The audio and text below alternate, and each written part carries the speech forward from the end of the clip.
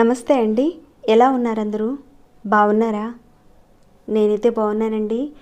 మీ అందరికీ అమ్మవారి ఆశీస్సులు ఎల్లప్పుడూ ఉండాలని కోరుకుంటూ ఈ మధ్యన ఎక్కువగా నేను కామెంట్స్ అనేటివి చూస్తున్నానండి.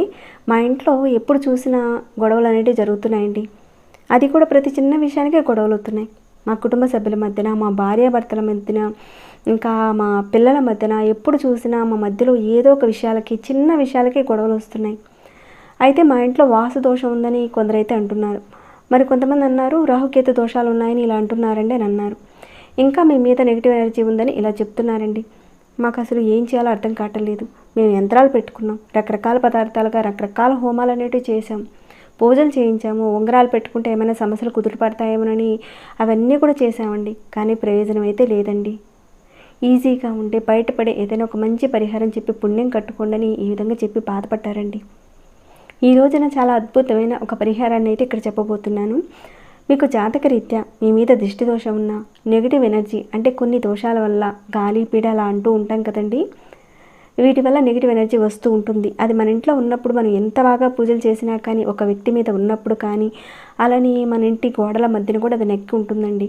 అది మనకైతే కనిపించదు, కానీ ఆ ప్రభావం వల్ల మనం ఎప్పుడు చూసినా కానీ గొడవలు అనేవి పడుతూ ఉంటాం. మనశ్శాంతి అనేది ఉండదు. ఈ పరిహారాన్ని మీరు చేసుకోవడం వల్ల మీ ఇంట్లో ఉన్న ఆ నెగిటివ్ ఎనర్జీ వెళ్ళిపోతుంది. చాలా అద్భుతమైన పరిహారం అండి. ఎవరైతే ఇప్పుడు చెప్పుకున్న సమస్యలతో ఉన్నారో మీలో ఎవరైనా తప్పకుండా ఈ పరిహారాన్ని చేసుకోండి. మరి పరిహారాన్ని ఎలా చేయాలనేది తెలుసుకునే ముందుగా ఒక చిన్న రిక్వెస్ట్ అండి మీ అందరికీ.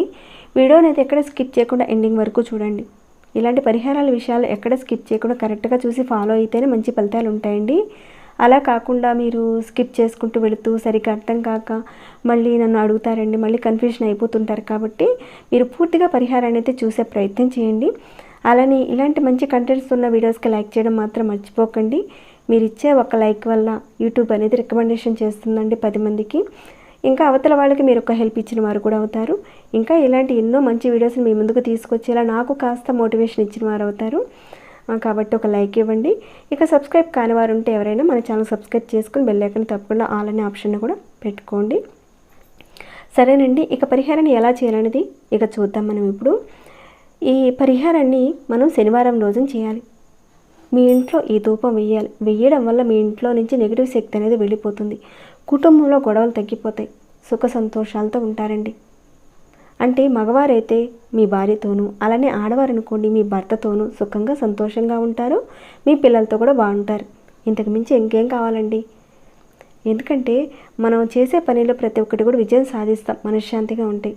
భార్య పిల్లలతో గొడవలు అనేటివి లేకుండా ఉంటే అన్ని సమస్యలకు కూడా ఒక పరిష్కార మార్గం లభిస్తుంది. ఈ విధానాన్ని అయితే ఆడవారైనా మగవారైనా ఎవరైనా చేసుకోవచ్చు. అయితే ఆడవారు నెలసరి సమయంలో ఉన్నప్పుడు మాత్రం చేయకండి. ఇక ఆహార నియమాలంటూ ఏమీ లేదు. అది తినొచ్చా ఇది తినకూడదా అనేది డౌట్ వస్తుంది కదా మీకు. అందుకే చెప్తున్నాను, చక్కగా అన్ని తిని కూడా ఈ పరిహారాన్ని చేసుకోవచ్చు. అద్భుతమైన చాలా తేలికైన పరిహారం ఇది. ఇక పరిహారానికి కావాల్సిన పదార్థాలు ఏంటో ఒకసారి చూద్దామండి. ఇక్కడ మీరు ఆల్రెడీ చూస్తున్నారు కదండి, ఇవన్నీ మన వంటగదిలో ఉండే పదార్థాలండి. ఇవన్నీ కూడా ఈ పరిహారాన్ని మనం శనివారం రోజున 6 గంటలు దాటిన తర్వాత చేసుకోవాలి. 6కు ముందు చేయకూడదండి. మీరు ఉండే ప్రదేశంలో మీరు ఎక్కడైతే ఉంటున్నారో అక్కడ 6 గంటలు దాటిన తర్వాత మొదలు పెట్టండి. 6 గంటల నుంచి 9 గంటల లోపుగా చేయాలి. 9 గంటల తర్వాత కూడా మీరు చేయకూడదండి. 6కు ముందు 9 గంటల తర్వాత కూడా చేయకూడదు. ఈ మధ్యలోనే చేసుకోవాలి. ముందుగా మీరు ఒక 5 లవంగాలు తీసుకోండి. ఈ 5 లవంగాలకి పువ్వు ఉన్నా పర్వాలేదు, పువ్వు లేకపోయినా పర్వాలేదండి. మామూలుగా 5 లవంగాలు అయితే తీసుకోండి. అంటే కొన్ని పరిహారాల విషయాల్లో ఖచ్చితంగా పువ్వు ఉండి తీరాలండి. ఇక్కడ ఉన్నా లేకపోయినా పర్వాలేదు, తీసుకోండి. ఒక 5 లవంగాలు తీసుకోండి. అలానే 2 పెద్ద యాలకులు తీసుకోండి. ఇక్కడ మీరు చూస్తున్నారు కదండి, ఇవి ఒక బ్లాక్ కలర్లో ఉంటాయండి. మీలో కొందరు అనుకోవచ్చు యాలకులు అనేటివి గ్రీన్ కలర్లో ఉంటాయి కదండి, ఇవేంటండి అని అంటారేమో. వీటిని ఎక్కువగా మసాలా దినుసులు ఉపయోగిస్తారండి. ఇంకా పూజల్లో కూడా వాడతారు. ఇలా కవర్స్లో కూడా మనకు దొరుకుతాయి. కట్ చేసి చూపిస్తానండి. ఇక్కడ చూడండి, ఇవిగోండి ఇలా మనకి నలుపు రంగుల్లో ఉంటాయి. ఇవి మనకి దొరుకుతాయండి. ఒక 2 తీసుకోండి ఈ పెద్ద యాలకుల్ని. మీకు దగ్గరలో పచారీ కొట్టుంటే వారిని అడగండి, ఇస్తారు వాళ్ళు. ఒకవేళ అక్కడ దొరకకపోతే మీరు ఆయుర్వేద షాప్లో అయినా సరే అడగండి, అక్కడైనా సరే దొరుకుతుందండి, ఖచ్చితంగా దొరుకుతాయి. ఒక 2 తీసుకోండి పెద్ద యాలకులు. అలానే కర్పూరం కూడా కావాలండి.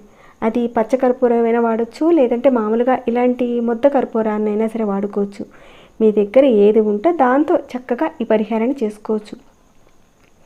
అలానే ఒక మట్టి మొగుడు కానీ లేదంటే ఒక మట్టి ప్రమిది కానీ కాస్త పెద్ద సైజు అనేది తీసుకోండి. ముందుగా మీరు ఇలాంటి ఒక ప్లేట్లో పెట్టండి ఈ మట్టి ప్రమిదిని. ఏ ప్లేట్ అయినా పర్వాలేదండి, కొంచెం సపోర్ట్ కావాలి కాబట్టి ఈ ప్లేట్లో ఈ ప్రమిదిని ఈ విధంగా పెట్టి దానిలో 5 లవంగాలు పెట్టండి. ఈ విధంగా ఇవి ఉన్నాయి కదండి 5, ఈ విధంగా పెట్టండి. తర్వాత ఈ 2 పెద్ద యాలకులు ఉన్నాయి కదండి, వాటిని కూడా చక్కగా ఈ విధంగా పెట్టండి. పెట్టి దాంట్లో కర్పూరాన్ని పెట్టాలి. మీరు ముద్ద కర్పూరాన్ని సరే పెట్టచ్చండి, అలానే పెట్టచ్చు. కాకపోతే కొంచెం చిదిపి వేయండి, బాగుంటుంది. కర్పూరాన్ని కాస్త చిదిపి వేస్తే అవి బాగా కాలుతాయి. మీరు కాస్త కర్పూరాన్ని అయితే ఎక్కువే వేయండి. మీకు ఒక ఐడియా వస్తుందని నేనైతే చూపిస్తున్నాను. ఈ విధంగా మీరైతే కాస్త కర్పూరాన్ని ఎక్కువే వేయండి. అలా కర్పూరం పెట్టి వెలిగించాలి. ఇక్కడ చూపించినట్టుగా చేయండి మీరు.